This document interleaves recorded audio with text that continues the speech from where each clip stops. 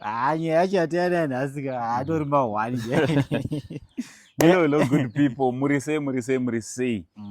Chibanda rongondiseka mazuva. Munosekserei iko chibanda? Ango murisei yango. Mambo chibanda. Makunzi mambo kana. Mambo. Makaonewa umambo na mdara chirenji akati ndarota muri mambo edi. Wakandigadza umambo. Aiwa, zvinoda kutendwa. Unozoti kungoradza kungo appreciate. Yeah, that is true. All the efforts dzamuri kuisa going off your way muchibetsera chirenje. Even myself, I appreciate you, my guy. I appreciate you. Tinotenda. Aiwa, muri Zimbabwe. Zita rangu riri pachitupa. Uncle Saint. Chanzvadzi chamai venyu chigotwe mbama namama. Inda kunzi chief chibanda kana kuti mambo chibanda. Yes. Right. Ango hanzi muri kuseke chi. Ndakati ndichifamba muma street social media. Yes. Ndibrowser mu comment section kama videos atoita yaya. Ndakaona imwe comment yakanyora kanzi udzai Uncle Saint wambomire kufamba nemari yevanhu. Hanzi Uncle Saint wakati roberwe mari yeGoFund wachirenje. All right. Saka ndakangonakidzwa ndazvingonakidza kuti wakaseka. Hanzi boys gari bomire kufamba nemari dzewani. Zvekutoti vanhu vari kuti pese pavari kutoona chifamba pepe. Vana vachingoti motikari dzinenge motikari munenge mune mari. Because iko zvanenge chitakaenda paGoFund ka. Naka iko zvezvi paGoFund ndofunga yapa more than 10,000. Kuma $US kuma 13,000. Saka ndikakuta kumana saka ndakangosaka Uncle Saint chibanda. Ndubva ndatora mari.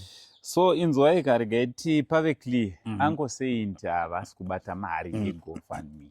Number one, chibanda haasi kubata mari yeGoFund. Chirenje wachona ari kuitirwa wachona GoFund. Haasi futi kudi haasi kubata mari yeGoFund. Mukatonzwa kuti Uncle Saint varobewa. Vanenge vasina kurobewa mari yeGoFund. Vanenge varobewa mari yani? Mari yavo. Uncle Saint havabate mari yeGoFund. Uncle Saint vanobata chibanda roona chief chibanda zvamuri kuti andikuita ka project kehuka panamba ndatoona kuti ndikuita ka project kema road runners which is a good project. So ngazvi tirege tisununguke anditi nzwai kuita GoFund kufanira kumisa upenyu hwa chibanda kufanira kumisa upenyu hwa Uncle Saint. Uncle Saint is having his own life to live. Chibanda antoriwo neupenyu hwaanofanira kurarama. Zvekuti iwe uri kukomplaine iwe watumwa iwe uyatumwa. Kana akura maroad runner munoyamchizotenga. Ani kunzwa ndine maroad runner. Ndikuto advertise ipapa. Dzakanaka ukudza. But anyway, tinenge titoriwo nekumabasa okwaneti. Ichokwadi. Zvakasiyana-siyana ndofunga vanoiziva ka zvandiri kutotaura izvo vanotozviziva kuti aiwa vanotori netumwe tumahaso twavanenge vachitoitawo kubatanza mofunga kuti zvingafamba here tikangoti toda kungotarira chete pasocial media. Hatidi kunyepa handiti mapeji YouTube anobhadhara handiti but the money is not enough. Senango Saint ndine vana vakawanda handiti so ndofanira kutoita up and down kuti ndishandire mazana angu akawanda mazimaini nenyu akawanda. So mungatibata murodhumu handiti this goes specially kune vada kutibata vachifunga kuti tinenge tine mari yeGoFund. Aiwa musazvidya mwoyo zvenyu. Uncle Saint havabate mari yeGoFund. Kana vachirenje havabate mari. Vachirenje vachona futika vanogara panze havagone kubata mari vachigara panze. Chibanda hazvitoite kuti ange ari anobata mari kunze kweyake yaanoadvertisa ng'anga. Iyo anenge akadi zvake. Sekuru wenyika ndakuda nyarara. Chief tangoti vanhu vazive kuti paunoadvertisa ng'anga paipai iwe hausi kutowiriranawo nazvo. No, Chibanda Media is a platform. Inoaccommodate munhu wese. Just like anoroye asingaroye. Yes. You see. Anonyepa asinganyepe. Saint TV it's a platform zvakare inoaccommodata vanhu vese vanhu vakauya vechechi ndosamakaona last week taiva kune vechechi vayo bulldozer tichiposta tichidididi pane pabuda chingwa chevana n'anga ikauya futi handiti tinoidii futi tinoipa platform handiti tikangokwanisa kungoziva kuti anganga yatiri kudhila nayo iri registered chete totomupa ngati muchizive papo vamwe vanogara vachibvunza kuti hey muri kuadvertisa n'anga imi maiziva kuti kuno vanotoregistiwa here vanhu aya vanenge varitori registered kana government mapepa anotovatendera nekutovaprotecta pazvavanenge vachitodi zvavanenge vachiita so just like machurches ukaona uchitopinda church isiri registered scam unoiziva here kutopinda church isiri registered iyotori scam chimbobvunzai mufundisi wenyu kuti chechi inei yakaregistiwa here ndiri kumboromboona mapepa echi kuti chechi yedu iri kufambirana nemutemo wenyika just like maplatforms edu you find kuti angosei ndiritori a registered journalist just like chibanda ZMC inototitendera kutoti eyo vakumana endei munoita basa so ndiri kungoda kungotaura ngoti ndofunga right sinira ipapo ndofunga n'anga munombodzionawo kana kumaplatforms enyika dzinotombokoko kumaprograms adzinge chiita ikoko hapana chakamboipa because kuna mwana unotenda muchivano kuna mwana unotenda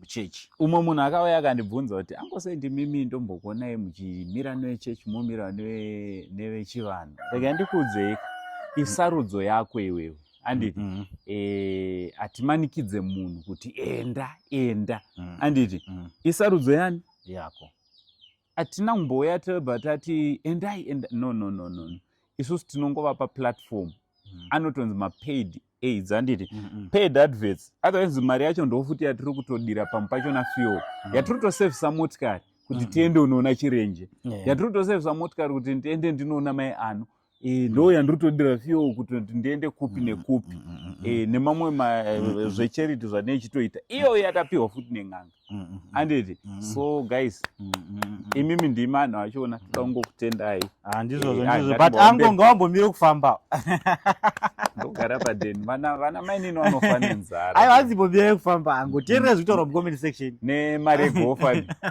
alright aiwa ndamira kufamba nemari yegofani ndiri kufamba nemari yangu kubva nhasi mukationa mongoziva kuti angu havasi kufamba havachafambi right kune vaiona ndichifamba nemari yegofani aiwa ndichafambi nemari yegofani ndiri kufamba kungotaurawo hedu kungoti tichiseka umwe munhu uchatoona umwe munhu achitokecha pavhidhiyo aiwa garoziva pana umwe munhu anotongokecha otongo haasi kuona kausense of humor kari munyaya yachona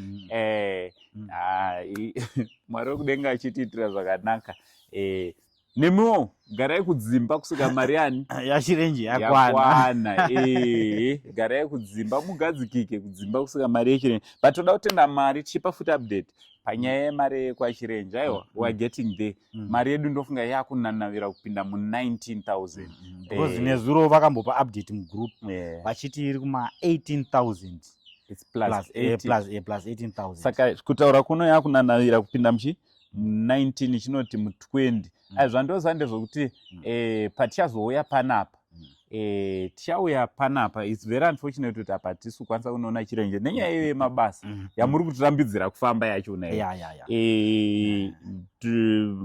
nhasi hatisi kukwanisa kuona chirenje I think namangwana futi possible for some other commitments. Maybe next week unoziva tiri vanhu vane mhuriwo titsvagawo mabasa titsvagawo kuita sei kurarama chida kubhalansisa kusaidi kwese kuti kusaidi kwaangosendi kuweko kwabhalanza saidi kwangu weko kwabhalanza saidi kwachirenje kuweko kwabhalanza handitika so because of mamwewo macommitments we are unable to go kunoona vachirenje but imimi musamire kuisa mari ndofunga ti link ririmo mudescription GoFundMe link namba dziripo papeji pana pakatongozara mapeji vakangoti chirenje chete panobuda madetails ese so guys let's keep on supporting Mr. Chirenje and family kuti vapinde mumba mavo tasara padiki chandoziva ndechekuti one day rachauya panapa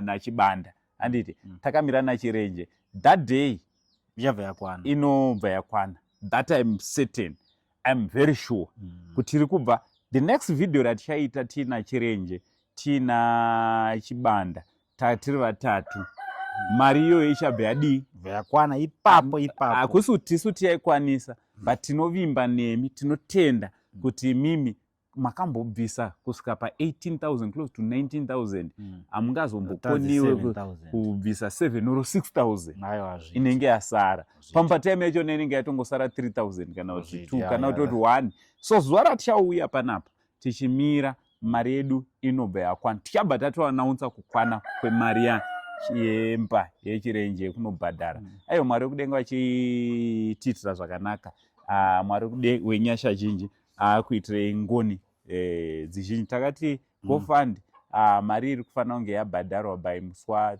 14 saka muswa 13 ndo patiri kufanira kuti tipedze basa rekwaChirenje muswa 13 so nhasi date redu riri kuti 6 so tasarwa ne7 good days dzekuti tipedzise basa rekwaChirenje aiyo zvakare regai ndimbokumbirire maoko vana vehanza dzangu. Thank you so much. Aiwa zita ndinonzi Uncle Saint. Chief Chibanda. Mira mani kana sekuru vachitaura. Chiiko newe. Muzukuru kaze muzukuru ka unomboitawo manyemweka. But chief futi une power. Ndine power futi. Bari muri sekuru futi ka. Sekuru wenyika, sekuru wemunhu wese. Amara guys, sekuru wenyika na chief mukuru ndiani? Anyorai comment section. Saka aiwa gotwe mbamana mai venyu. For now ndichifamba ndina Mambo Chibanda, Chief Chibanda. Chief wako, mambo wako. Much love and God bless you all.